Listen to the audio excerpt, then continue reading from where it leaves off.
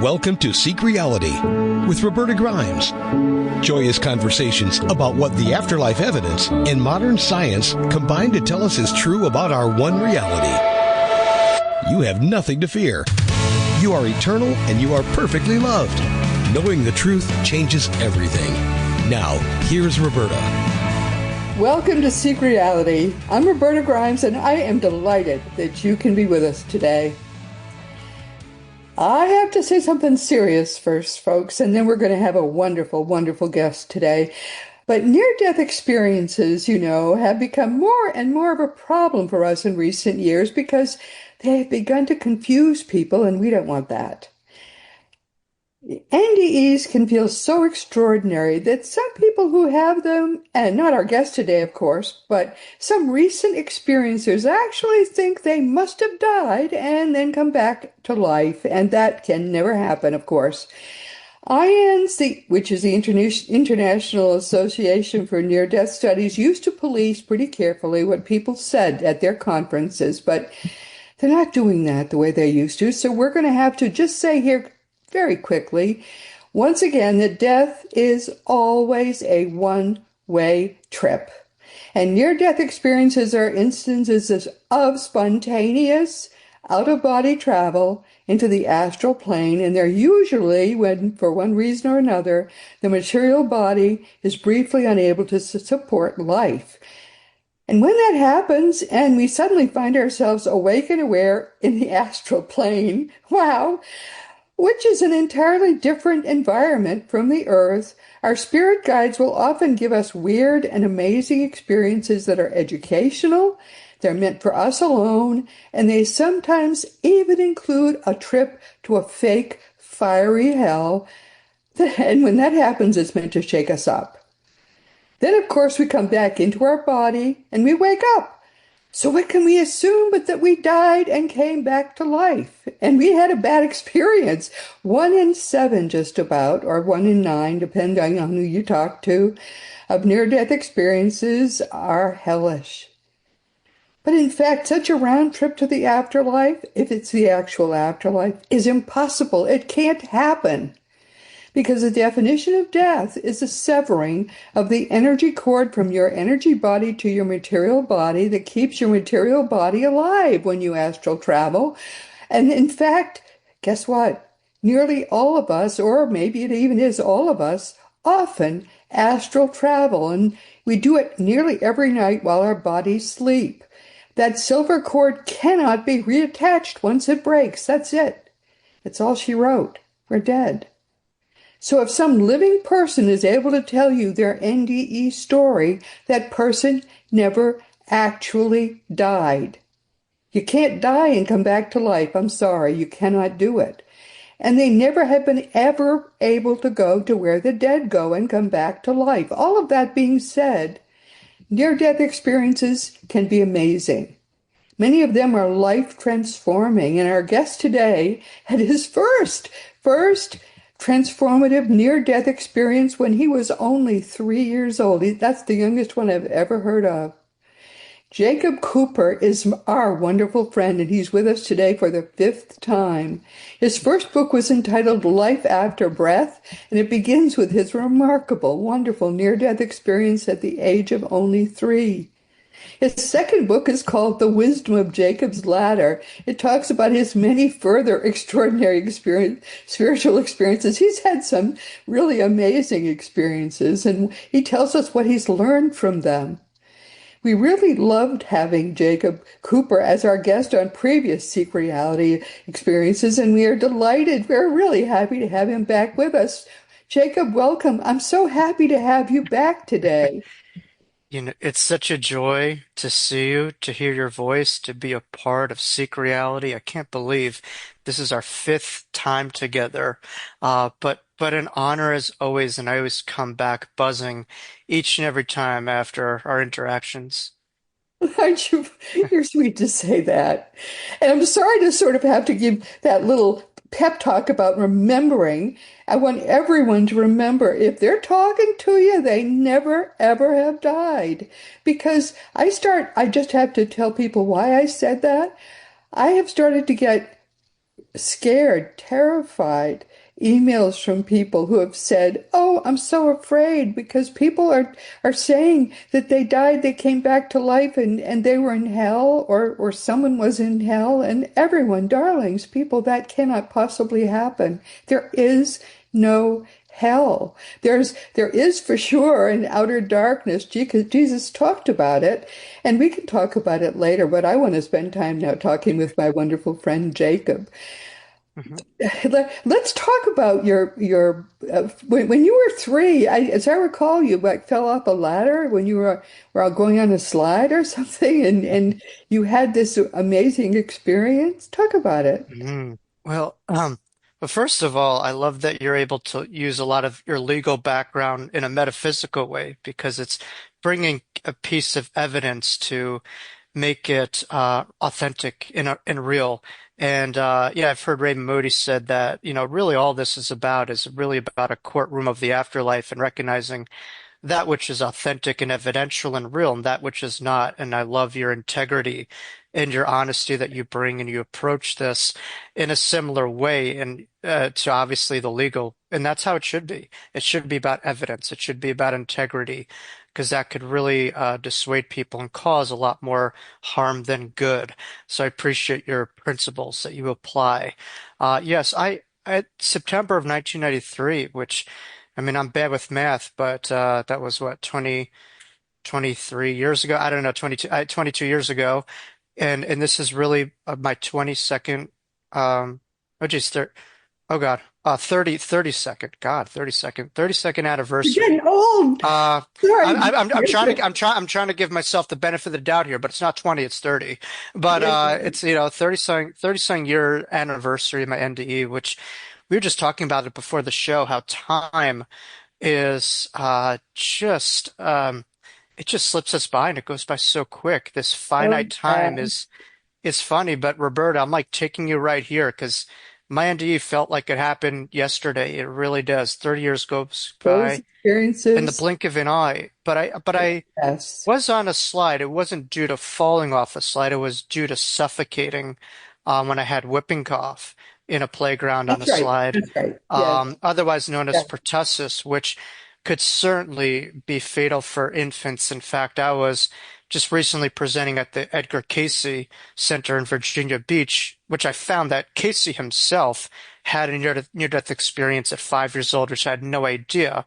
But he also, I believe, had a child, if I'm not mistaken, named Milton, who passed away due to pertussis at 1 year old. So Oh, pertussis whooping wow. cough could be certainly detrimental for not only young children, but even adults as well. So it's not just just a little cough here and there.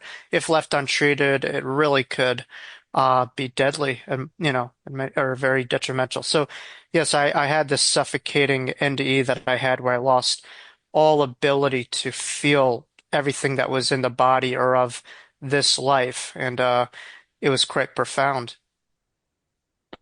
Oh my goodness. And so did you see anything during that Mhm. NDE? What Oh, was the absolutely. My NDE, I look at in many ways a double-edged side. On one hand, it was the most traumatic experience that one could happen, and I wouldn't wish it on anyone. Imagine just suffocating for a prolonged period and feels like you're drowning, trying to like come up to the surface, trying to latch onto a log and there's nothing. So rather than fighting this thing or trying to change it, I just surrendered to something else. And yeah. this something else that I surrendered to, some would call the light, some would call the infinite breath when the finite breath was taken. But for me, it was just this infinite, eternal awareness that I surrendered to. And I let Yeah. go of all the suffering and all the pain. And I saw behind all the darkness and the shadows of this finite reality, this infinite awareness that I was coming to my field. But certainly I was graced by my spirit guides, as you mentioned in the introduction. It was a male and female spirit guide that I knew their names, I knew who they were instantaneously, and they were the most magnificent, beautiful beings that one could possibly Oh, imagine. And they so were fun. right on my right and left side, and they were Yes. gigantic. And For me, it was a great deal of catharsis. You know, because imagine that you have the most traumatic experience and you're going through the utmost distress, and then a few moments later you're in the most euphoric sense of consciousness just a couple seconds later, and that's really what happened to me. So it was quite a swing of a pendulum, if you will, of an Yes. experience. But I was graced also by all of these angelic beings that were floating right in front of me, right over the playground on that day. And they were countless angels that were in front of me. I could look at them, I could hear them, I could see them, and they were very youthful in their presentation. They're just floating like little bubbles right in front of me. And I just was like, oh my God, this reality that we might call the afterlife or the hereafter is like all around us. It's just a little dial Hmm. above this reality, and it's here. That's the thing. That's the astral The plane. astral plane. Yeah. Yes, exactly. It didn't feel like a million miles away in many ways. No, it's right here, and that's the strange thing about it. It's in the same place. It's sort of like your TV is in the same place, and if you dial just one That's it. up, it's right in the same spot. Yeah. And It's I had beautiful. my first extraordinary experience when I was 8, so I wasn't that much older. And as you say, it feels like it happened yesterday. It happened a whole lot farther back than yours did. I can't believe, because I initially thought I was like, I'm bad with time, and most end ears are, but I initially thought, oh, I must have been 5 or 6 years old, and I started to like be a detective with this and put the pieces of the puzzle together. And first started talking to my parents, around a decade ago about it, and they said, no, no, you were 3, you weren't 5. I'm like, I can't believe that. I was this young and it was this amount of years. And it's just still So like it happened last night. Yep. yeah. But certainly there was, and I don't know your belief systems on this, but there was awareness of soul family or what we call a soul pod that came into the presence Mhm. during this experience. I was also given autonomy, which is, I would say, around probably 25 to 30% of NDErs are given autonomy if they want to continue on or go. Most NDErs, when they have their experience, they're told there's something else to work on. I do believe our higher self wouldn't do anything that it doesn't agree with, and the spirit realm understands this and respects that. But I was shown a lot of different, we could call it parallel lifetimes or past lifetimes, Mhm. but a lot of these really came to my field of awareness as well.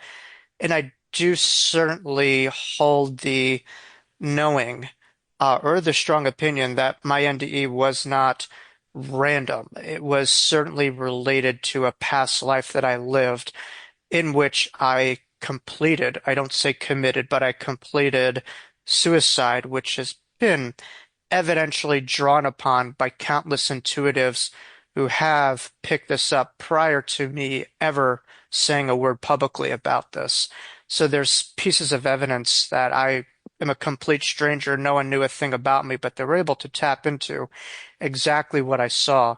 But I do believe there was a karma and a dharma attached to what I experienced. Karma is kind of like the story, and the dharma is the meaning and the purpose.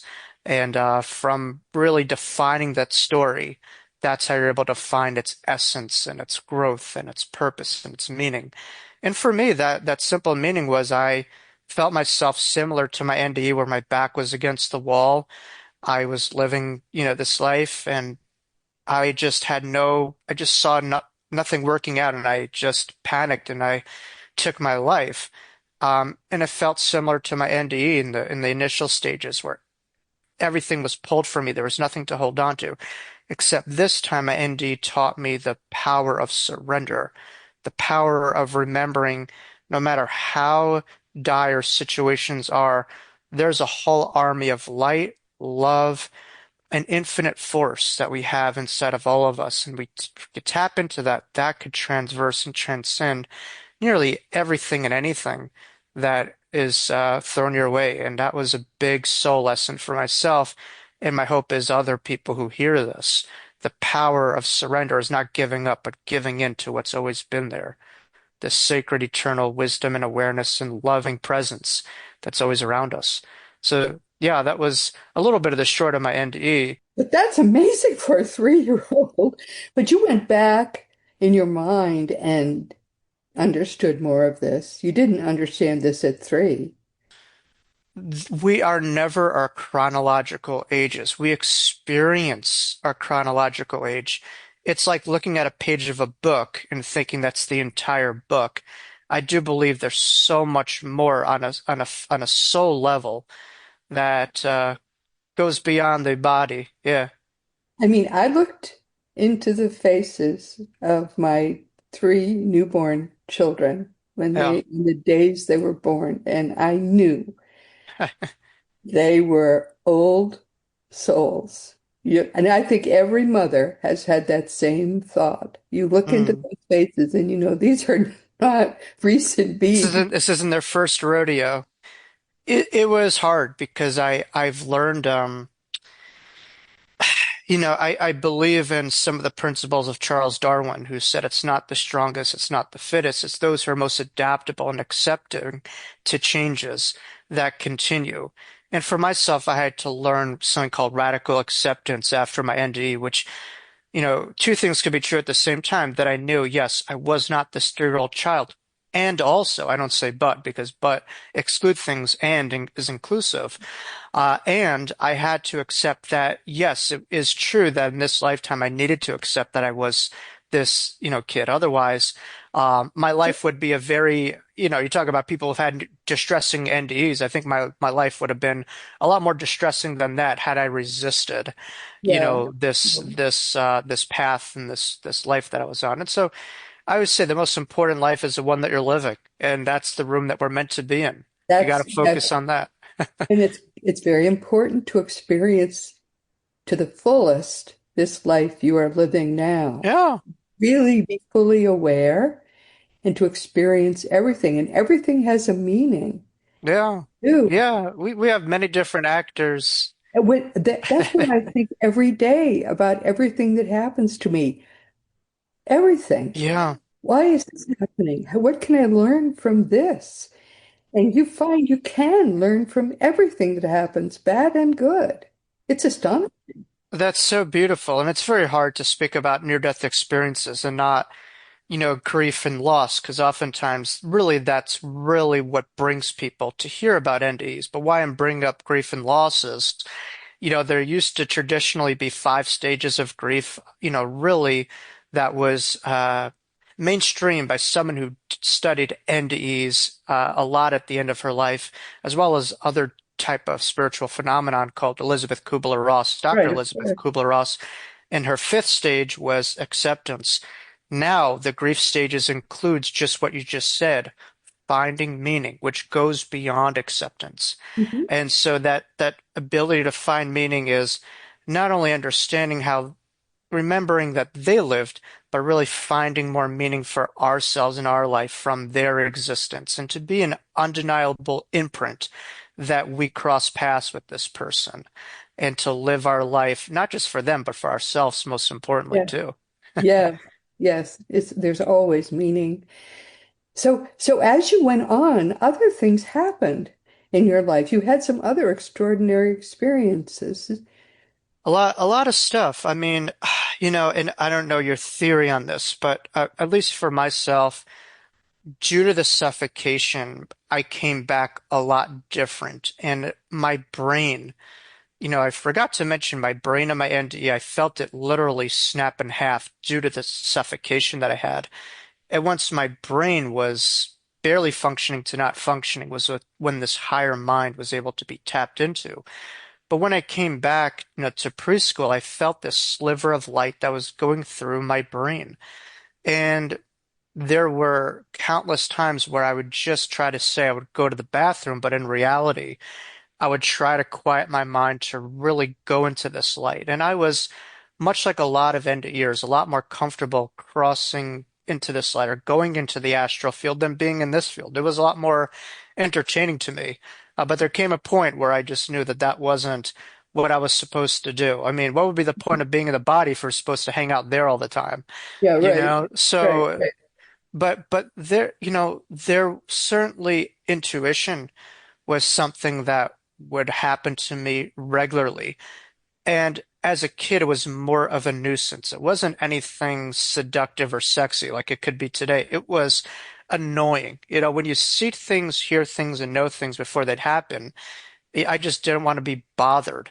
And what do most kids want to do is just to fit in and to be normal. And when you know you're different than the other kids, it's like my whole childhood was kind of like a beach ball that I tried to push under the water just to survive and fit in. But then there came a point in time where no matter how hard I tried, that thing was coming up to the surface. And I would say in my later teens and early 20s where things really started to explode energetically. And one instance was I had this profound OBE, which, is under a lot of umbrellas of an NDE, but this wasn't an NDE. Nothing was happening to my body. Nothing happened to me traumatic. Certainly was not on any substances or drugs or anything like that. I'm a clean cat. Uh, haven't had a drink since 2010, so pretty good. I, That's pretty cool. So, I'm so sorry. what caused it? I think it's hard to pinpoint one particular thing. I know I was getting back into yoga, and that was very helpful to connect. But there came a point where I just remember being on my bed and I looked at reality, seeking reality as we knew it, and I just started laughing like a hyena. And this wasn't just some glib surface laugh. This was a laughter on a cellular level. And I looked at all the things that I took so serious and all the things that really, in the grand scheme of things, were just like nothing that I attached myself to. Yeah. And then from looking at this reality that was constructed, it was almost like Plato's allegory of the cave. I saw these images of all these values that weren't necessarily mine and these shadows behind these images. And I broke three of those shackles and I was out of my body for a couple of weeks. And it was profound where I felt my You kundal were continuously out of your body? pretty much. Yeah, I would walk around and see myself hovering over my head. When I would talk, it wouldn't be my vocal cords. I could actually feel my voice coming from my heart as well as my gut and this vibrational frequency. You were actually two-bodied. Yeah. Your astral body was both inside your physical body and also floating above you. Floating above it, yeah. And I literally had to take a towel because I thought I was soaking wet. My third eye and my heart, I felt like an ocean. And I tried to dab it and there was nothing there. And it was crazy, so it's like it was profound. And I know what a psychotic experience is. I work in the mental health field. This wasn't a psychotic break. This wasn't definitely an energy thing. And in a way, it allowed me to validate as a young adult that this is real. There's something else beyond the body, that what I had as a kid, I wasn't making that up. Like that was true. That was real. And to believe and know that. And I do believe I needed that, reassurance as an adult to stop second guessing or Never, questioning what happened. but Yeah. it never frightened or alarmed you? It was euphoric. It was beautiful. And again, it happened in September. So it was, I don't know, 10 to 15 years ago. September's a very powerful month. I don't know what is about that month. I think Earth, Wind, and Fire was onto something. They said, "Do you remember in September?" I will never forget September. But I just remembered being in a synagogue around the high holiday time. I come from the Jewish faith. And normally when I'm in a suit and tie, I'm very uncomfortable. But this time I was sitting in the chair, and I felt myself rising again out of my body. I felt wings on me, and I felt myself going around this room, around this beautiful hawk-like animal. You worried that anyone could see that that was happening? I mean, some people are looking at me like, what the hell is this guy? What was this guy doing? Like, like, are you okay? Kind of thing. I was just smiling. I was just so giddy. And I just felt myself over the entire room. And I saw this incredible silver cord and connecting phyla of this web of energy to each participant in the room. But I also saw how everyone was just boxed into their own thoughts in their own head. And I saw that that people are very disconnected from each other and their reality. And it just kind of dawned on me how, yes, I would hear all the time, we are one, all this kind of new age stuff. But when you're able to see it right in front of you, undeniably, that to me blew me away. And it just reminded me of this understanding that we're not all the same. Oneness is not sameness. We all have our unique characteristics and spectrums of the soul and just different octaves on this universe. But we all are an interwoven, connecting part. And to me, that's what this age is about. We have so many people who are bombarded and attached to information, and they're not connecting enough to the heart space that connects us all. I think that's a It big is. It is that. challenge and task that we have is learning to connect to matters of the heart. Yeah. You, s- that's an interesting experience. I've not heard anyone describe anything like that. Yeah, well, I it's provocative certainly, and I look at it as a blessing, and I see it as something that yes, I need to experience, but from talking about it, my hope is that others could really remember who they are and to see themselves. I'm often asked in interviews, Jacob, how do you want to be remembered? And I say, I don't really care so much how I'm remembered, but hopefully through the life that I live, that people could remember themselves and who they are and Yeah. really remember how beautiful, sacred, and powerful they are, and to let go of that small sense of a self. Well, yeah. But how did you see people connected? You say you saw them that there was a web of connections. You saw their I, silver s- cords and you saw their I web. saw this cord connecting them. The heart energy was connected, but I also was able to tap in a psychic way to the thoughts that people had and how most people were not just disconnected from each other, but they were disconnected from the self. When you connect to yourself, that allows you, that's the first step to connect to your surroundings in many ways. So I just saw a big disconnect collectively and individually. And that's why I really emphasize so much of my work, energy work, meditation, really allowing that space of the brain and the heart to not be millions of miles apart. They're only a couple inches away. And for them to really work in tandem and in harmony and not to be at odds with each other, you know? So how does your Jewish faith feed the way that you're seeing the world? hmm It's That's a great question. It's something that I always at times struggle with. Um, but I would say I try to see myself as an actor in a play and someone who's learning in each lifetime what it's like to be a certain race or religion.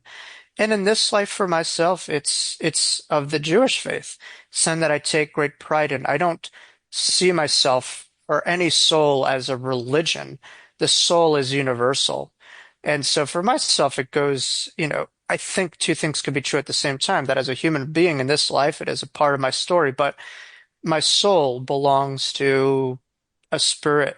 It goes beyond a particular faith.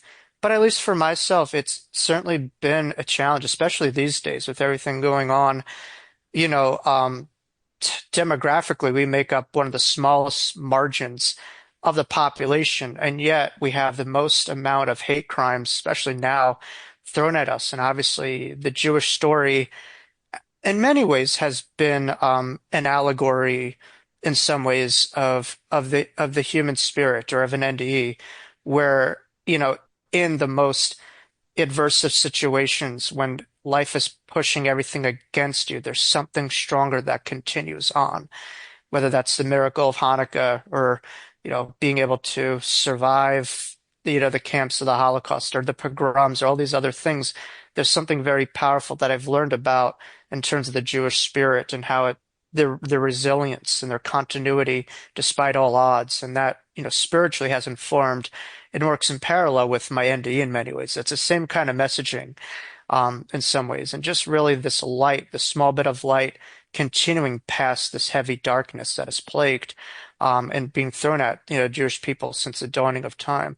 But I would also say, when I think of what it means to be a Jew, I think of the genesis of Judaism in many ways, and that is that we're an Abrahamic people. And when I think of Abraham, I think of someone to me who stood on one side of the river and his convictions and his beliefs when everyone and everything seemed to be on the other side. And so to me, Judaism is never about the popularity or following the herd.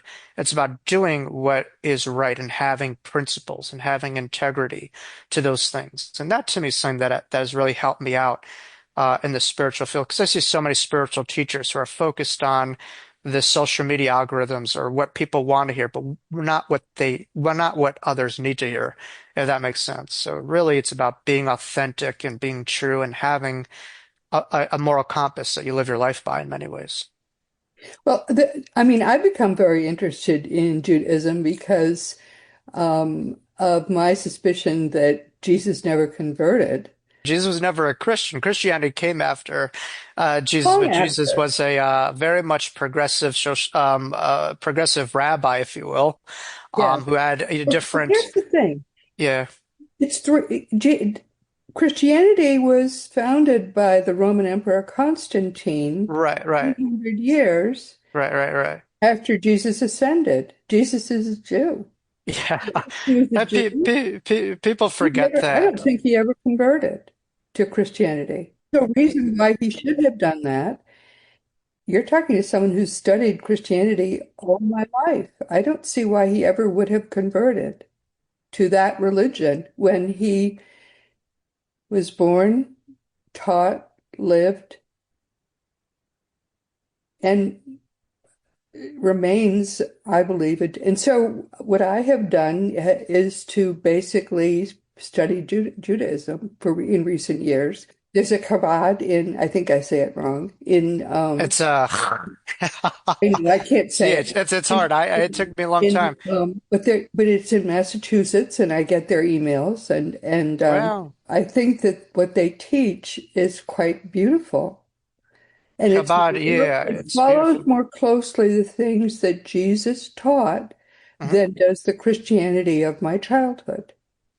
Yeah, Chabad is an amazing organization. I mean, if they could make a Chabad on the moon, they would probably do it. But in every crevice of the earth, they have a Chabad, and it really was started by a man by the name of Rabbi Menachem Mendel Schneerson, who lived in Crown Heights in Brooklyn, who was this, we call him Hagadol Hador, which means like the big light of the generation. But he was just this amazing rabbi who on Sundays would sit down for hours on end, give people dollar bills, give them blessings. And he was very intuitive. If something would come up to him, like he would, give people messages, and he had these beautiful, piercing blue eyes. My father actually met him, and he would just like see, talking about your kids. He had that too. But he really believed in spreading in Judaism. The big component is spreading the messages to all four corners of the earth. And in many ways, it's not about converting others, but it's just about being an example and being present in all four corners. Um, in many ways, but there's so many beautiful principles about it on how to live, how to conduct yourself, and and how to really transform the mundane to the sacred in so many ways. And it was ahead of its I time. find this confusing because for someone who has always been a Christian, it is very confusing. Mhm. But the more you study Christianity, the more you understand that it is fear-based and guilt-based, and that is not spiritual. Yeah. Spirit, what Jesus taught was love-based. Oh, it's heart-centered. And people ask me if I'm a practicing Christian or a practicing Jew. I say I connect more to the spirituality, but not the religion of those faith systems. Yeah. I connect less to the man or woman influences on religions and more so the direct origins of what it is. Yeah. And so, that I applaud you for being able to do that because yes, you're right. If you're really able to understand Jesus, you'll understand that he's a Jew and the messages that he was really showcasing were of Jewish values. What he taught is what matters. What's in the Gospels is all that should matter. And Right. it doesn't teach that much in Yeah. Christianity at all. And that Yeah. it pains me so much to say what I'm saying to you now. Right. And I think it's a big barrier for people to, navigate their lives because what do most people associate Jesus is him on a cross, not the life and the teachings that he had. Yes, And what is the core teaching of Christianity? The core teaching of Christianity is that Jesus came to be a blood sacrifice yeah. for our sins. And what does Jesus tell us in the Gospels? That God does not judge us, and neither does he. Mhm. And what a shame it is for us, therefore, to pin on God the notion that God judges us when God does, it says it right in the Bible, he doesn't judge us. Yeah. Oh, And oh, sure. and what a pity it is. What a Mhm. shame it is to pin that on Jesus. When he came and he taught us for 3.5 years the most beautiful teachings ever given us, when all that we want from Jesus is that he die for our sins, when he doesn't even judge us and he taught for 3.5 years, why don't we just want him for his teachings? Yeah. Wrong. It's all wrong, my dear. Right. And there's this beautiful little rabbi in Massachusetts, and he's giving us all this happy talk every week in his Mhm. little Chabad. So I It's like him a lot. Sorry. and I'm glad that you're tapping Say- into that because there's such a relationship with what we believe and how we live our lives and the information that bases those belief systems and how we live their lives. And if people are getting, inaccurate information or misleading information, we could see the trajectory of how things unfold. But, I always say if you want the best food, go to the direct source of that food. And if you want the best life, go to the direct source of it, which to me, the direct source of it is love. And you have to go to God. You want to live the best life, you have to go to the direct source of it, not a knockoff on it, not interpret someone else's interpretation, but go direct to that source. And what is that source? That source is love. All I can say is Jesus said, "You shall love the Lord your God with all your heart, with all your soul, and with all your mind. Yeah. Yeah. Love your neighbor as yourself." That's it. Yeah. Which was an Abrahamic value. Abraham kept his tent open on all four corners for everyone to come in, and he was the most hospitable man that has ever lived. He was like a Mother Teresa type figure. Uh, and that these are all, again, a lot of the influence of the Jewish values that are often not spoken about that Jesus is really influencing. And I think what Jesus was doing was taking a lot of the dogma out of it and focused on the beauty, the spirituality, and the true representation of the faith in many ways. What Jesus came to teach, he called the way. Yeah, It yeah, was just the way, and it came from the Gospels. That was it. He never once said he came to die for our sins. That was all yeah, garbage. That came yeah, from Constantine. yeah. There was a banning, I think, on teaching on uh, references of reincarnation. You have to ask yourself why, because if you believe in reincarnation, all of a sudden that means you have another chance at life. They wiped that out. They refused to allow that to be done. They didn't want you to give you another chance. You should have one. Right. Yeah, yeah, but I think there was some speculation that Jesus was a reincarnation of John the Baptist, I believe, or something, but there are, a lot of references on this. Certainly, when I was at the Casey Center, they were given a lot of talks about the past lives of Jesus and the references of reincarnation and the New Testament that are overlooked. So it was pretty profound. It's a gentleman by the name of Kevin Tedeschi, who was really the director of the ARE for nearly 3 to 4 decades. I was giving this beautiful talk on reincarnation in the New Testament, but it was profound. But a lot of that was tried to be removed from people because all of a sudden you recognize you have another chance. Like, why should I give you all my energy and all my fear? You can't control me at that point, right? So it's a lot of Yeah. fear mongering and control that. the churches seem to try to have. Yeah. Yeah. Powers that be, rather. Yeah. The reason Constantine created Christianity is that he thought he saw a sign in the clouds, and he thought he heard a voice that said, "By this sign you shall conquer." He Mm. created the religion as a way to motivate his armies. It's amazing how people misrepresent things. I mean, even like Michelangelo like misrepresented something in the Bible with Jews having horns, and like he drew some picture about that, and like I knew friends of mine who would go to my Midwest and would say, "Are you wearing that thing over your head to cover your horns?" Like they would actually believe that, you know? So it's just like Yeah, I yeah. said, Oh you my have God. our platform that we have. And the words that we have are so pivotal in shaping beliefs because people could be so impressionable. If they're getting the wrong information, they're literally believing almost anything you tell them, and it could be so fabricated. So, yeah, yes, Michelangelo had some good sayings and good principles. I mean, one of them that I like is they're asked, how do you do what you do? He says, I don't do anything. I just chip away at the masterpiece that's always been there. He said, all I do is cut away every part that doesn't look like Michelangelo, and Yeah, yeah, kind of that. Yeah. like But I mean, like David, and pretty soon I have David, right? yeah, and it's just it's a better way to perfect the human design, which isn't about adding things, but really getting to our essence and not running away from that and just chipping away of all those things that are barriers to the love that we are in many ways. But I believe in nuance where, a lot of times, cancel culture is very strong. If you sung in someone you don't like, you're automatically gonna be I have a lot of cognitive dissonance towards that thing. And just It's so so hard. I try to have nuance with things. It is so hard for us to know the truth. All we can do is trust God and keep our hearts open, keep our minds open, and Yeah. be humble. Oh Be yeah. humble in the face of God's perfection. But I Hmm. just keep being led, no matter what I say, no matter what I think, I keep being led farther and farther Hmm. away from this religion I have loved all my life. Hmm. And I know that the person leading me away is Jesus. Yeah. What I can I say? love it. And we all are driving this body in this car, and we have to be cognizant of who or what is driving that thing. Yes. Is it the fear? Is it What's the beliefs love? that we're It's the given, love.